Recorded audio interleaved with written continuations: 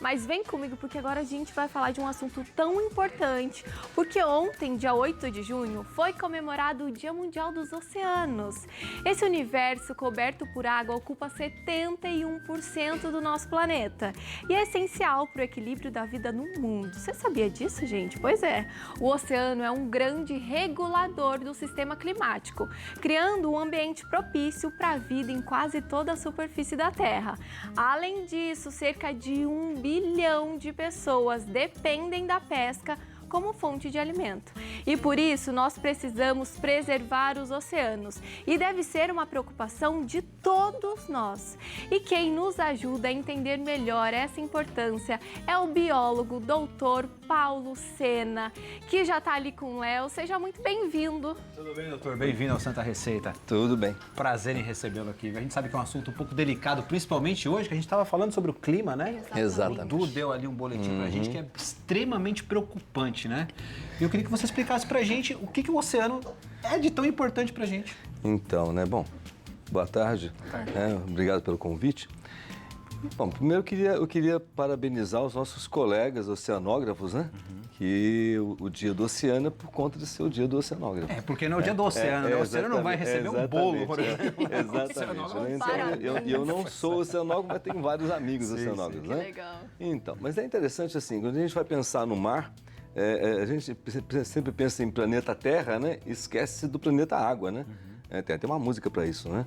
E é verdade. E aí nós temos um oceano, né? Tem os mares, os oceanos, que estão, na realidade, dando o tom para esse nosso planeta. Esse nosso clima aqui depende exclusivamente deles, dos movimentos que acontecem nele. A interferência vamos dizer assim, do que diz respeito aos continentes é muito menor do que a massa de água que a gente tem aqui. Então, veja, com tudo isso que está acontecendo lá do Canadá, acontecendo com o Canadá e com o resto do hemisfério norte, isso mostra que, mais uma vez, que fronteira é coisa de humano, né? Exatamente, Tá bem vendo? colocado, Então, é verdade. é coisa de humano.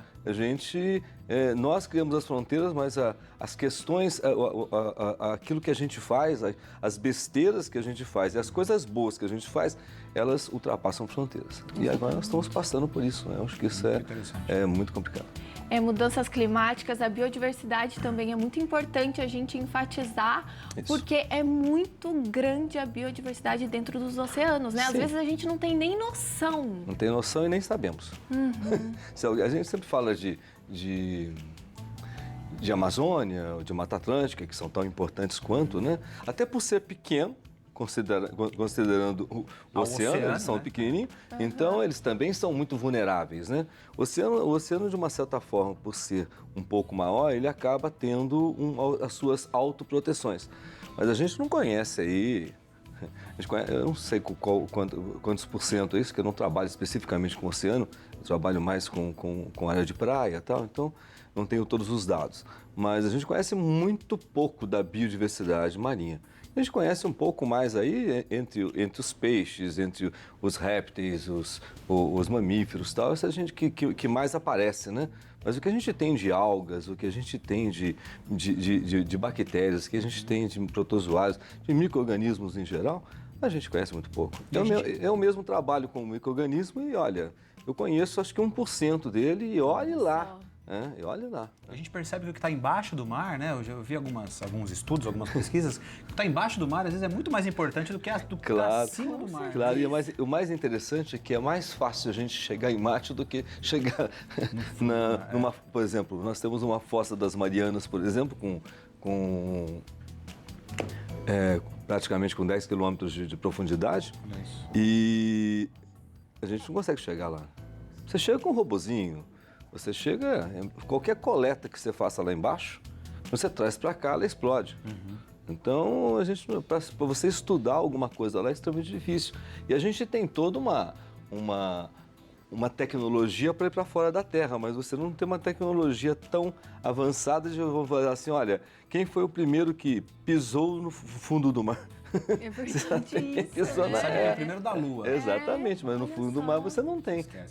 Isso é a dificuldade que você tem de conhecer os oceanos. Né? Então, aí quando a gente fala que você tem um movimento que acontece na coluna de água, a água tem uma característica muito interessante. Ela acumula calor, mas ela não muda a sua temperatura. Então você tem um clima marinho. Vamos pensar agora em oceano, não no mar. Mas no oceano você tem um clima oceânico um pouco mais estável. Ao contrário do nosso aqui, ó. Tá quente, tá frio, tá, essa coisa toda. Então, essa interface de quando a água vai evaporando, ela vai automaticamente, o mar vai perdendo um pouco desse calor, vai aquecendo um pouco a atmosfera, depois ele volta também, a água fria vai para cima, a água quente vem para baixo. Esse movimento, mais os movimentos de todas as correntes, poxa, gente, o nosso planeta depende disso. Muito mais do que da Lua. Também da Lua. Olha isso aqui, coisa interessante. A relação que o mar tem com a Lua, né? As marés estão aí. Ligadas Exatamente. Então, são pelo menos 2 vezes por dia, eles estão se conversando muito proximamente. Maré alta, maré baixa e assim por diante, né? E como que a gente fala da prevenção? Como a gente pode ajudar, nós como pessoas, como indivíduos, como é que a gente pode ajudar a fazer essa prevenção? Então, né? Eu vou aqui fazer talvez uma fala um pouco mais biológica, um pouco menos técnica de oceanógrafo, até porque eu não sou. Mas é assim, eu acho que hoje um primeiro momento é ter essa consciência de que essa interface terra, água e ar, ela é fundamental. Né? A gente precisa entender como é que isso funciona. Então, e aí a gente tem um pouco... Vamos entender que o mar é o grande sumidouro de CO2 da atmosfera. Um terço desse CO2 que a gente tem aqui produzido, tudo que nós produzimos e que todo mundo produz, some no mar. Que vai virar comida, que vai liberar o oxigênio da água também e assim por diante. E a gente, às vezes, por não conhecer, a gente continua fazendo as besteiras de jogar sujeira no mar. Fazer emissário submarino, isso é uma...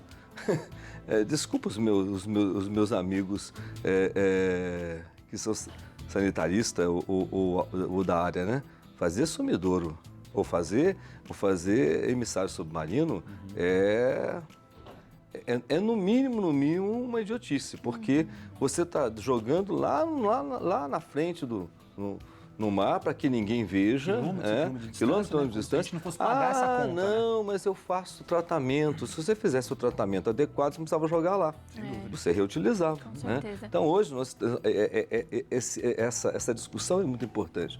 A outra coisa, a gente tem que tomar cuidado com hoje, que talvez um dos grandes problemas do mar sejam os nossos plásticos, né? Nós temos aí uma questão de produção de... Não que o plástico seja um problema. O plástico, na realidade, é uma grande invenção. É um produto fantástico. A gente pode... Agora, o problema é como é que você está usando isso, né? Exatamente. E eu recentemente gravei no Projeto Tamar uma reportagem aqui para o Santa Receita. E assim, as tartarugas, a gente sabe que muitas delas acabam, 30% das tartarugas que chegam no Projeto Tamar, elas morrem porque ingeriram plástico. Só que o que acontece? Muitas vezes elas vão se decompor no mar, aquele plástico vai continuar. Uma outra tartaruga vai morrer, ela vai se decompor e vai se transformando em microplásticos e vai chegar na gente. Por quê? Porque o peixinho, o camarão que você come, eles vão se alimentar disso. Então, acarreta todos nós, né? Mas aí a gente tem um vídeo, um depoimento muito legal que a gente vai assistir agora, de uma equipe que faz parte da preservação. Olha só.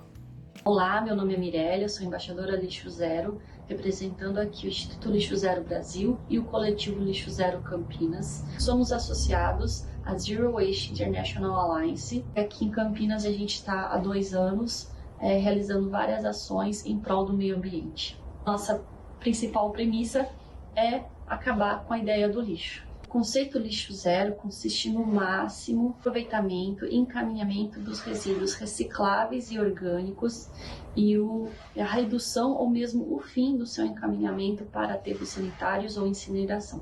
E assim como a Mirelle, eu sou embaixadora Lixo Zero, nós estamos comemorando o Dia Mundial dos Oceanos e nós temos uma preocupação enorme com relação à saúde dos nossos oceanos, uma vez que existe uma estimativa de que até 2050 nós teremos mais plástico que peixes dentro deles.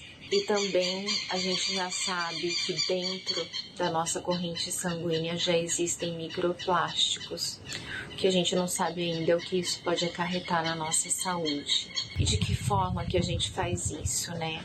Nós levamos até as pessoas essa educação da redução do não consumo, da reutilização de embalagens e também do encaminhamento correto para reciclagem e, no caso dos orgânicos, para compostagem. Demais, né? É isso, Legal, né, viu? gente? E Importante olha só, isso aí, para gente. complementar ainda, para a gente voltar a conversar sobre esse assunto tão importante, durante toda essa semana aconteceu a Semana do Mar em Ubatuba, litoral norte aqui de São Paulo. Eu estive lá, conversei com um oceanógrafo que vai reforçar tudo isso que a gente está falando aqui e ele ainda tem uma dica de como a gente cuidar dessa imensidão de água que cobre quase 3/4 da superfície da Terra, olha só. Boa tarde para todo mundo. Eu tô aqui em Ubatuba porque durante toda essa semana aconteceu a Semana do Mar, que foi uma iniciativa do Aquário de Ubatuba, Instituto Argonauta e o Projeto Tamar. E é sempre muito importante a gente relembrar a importância dos oceanos para a biodiversidade, para o clima e até mesmo para a economia. E aí, para ajudar a contar um pouquinho mais sobre essa importância toda, o Hugo está aqui ao meu lado, ele é oceanógrafo. Hugo, boa tarde para você. Eu queria que você contasse um pouquinho para a gente da importância de todos preservarem os oceanos. Boa tarde. Boa tarde, Letícia. Bom, a vida nasceu nos oceanos, né? Os estudos comprovam que há 4 bilhões de anos atrás a vida veio dos mares. E levou todo esse tempo para evoluir, para atingir essa complexidade que a gente chama de biodiversidade. Então, se a gente quer preservar a vida no planeta, a gente tem que preservar os oceanos, né? O clima, a biodiversidade, as questões também relacionadas à economia, né? Muitas das descobertas científicas de remédios, de coisas muito importantes para a humanidade, ainda podem sair da biodiversidade ainda pouquíssimo conhecida dos oceanos. A gente conhece talvez mais da Lua do que do fundo do mar.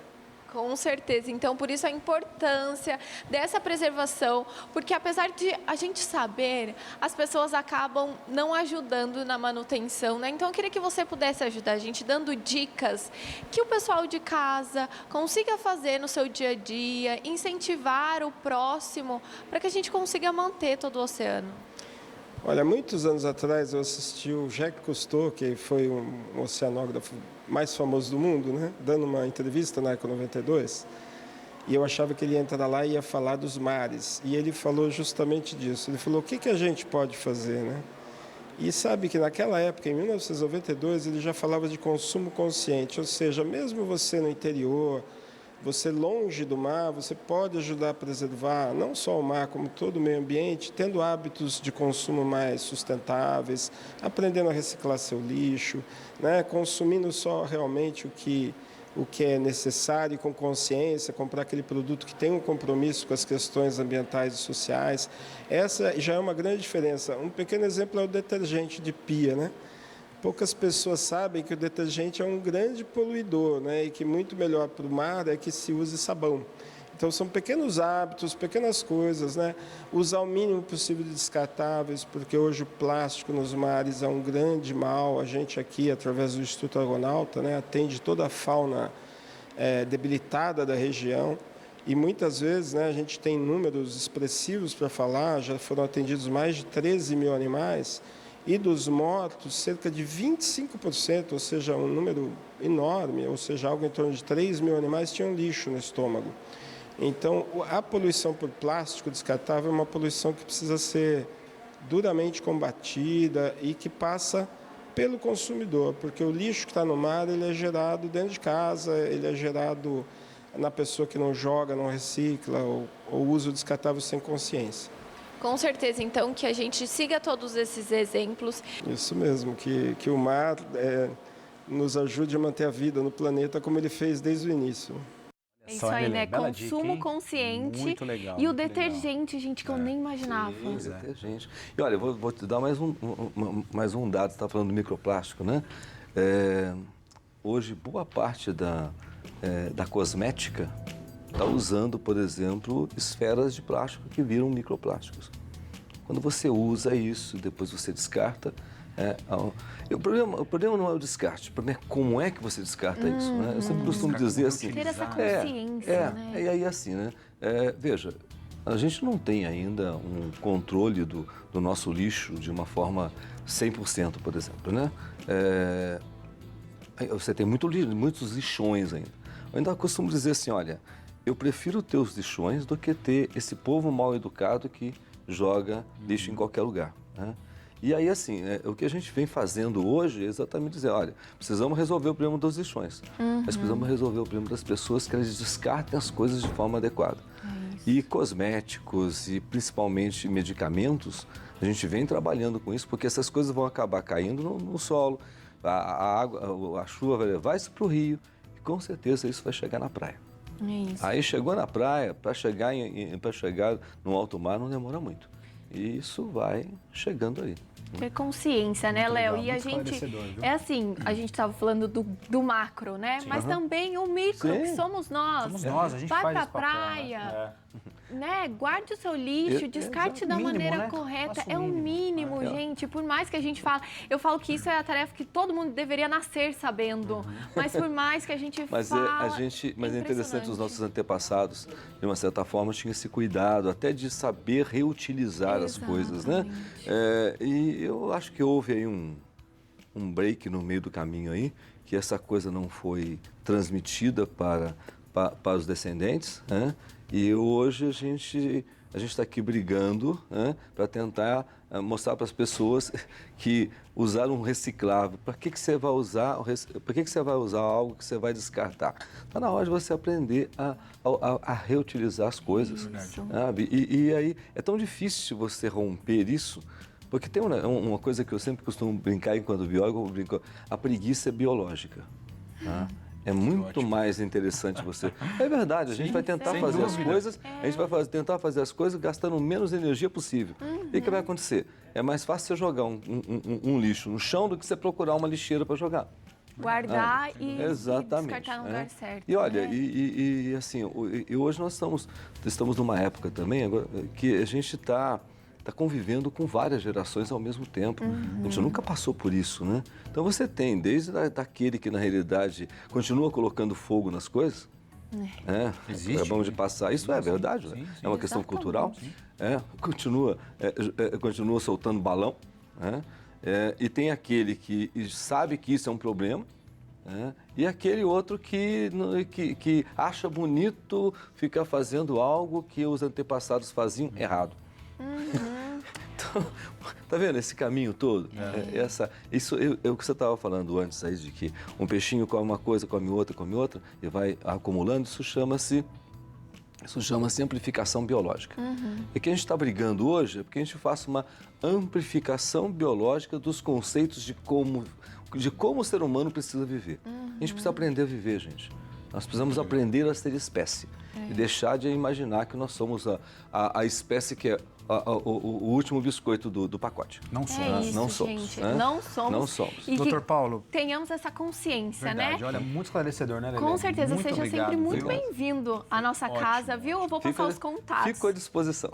Venha mais vezes, porque é um assunto muito importante. Olha só, Vamos os falar de contatos corais dele. da próxima vez. É mesmo. pcena com 2 s @gmail.com ou então paulo.cena@unifateia.edu.br.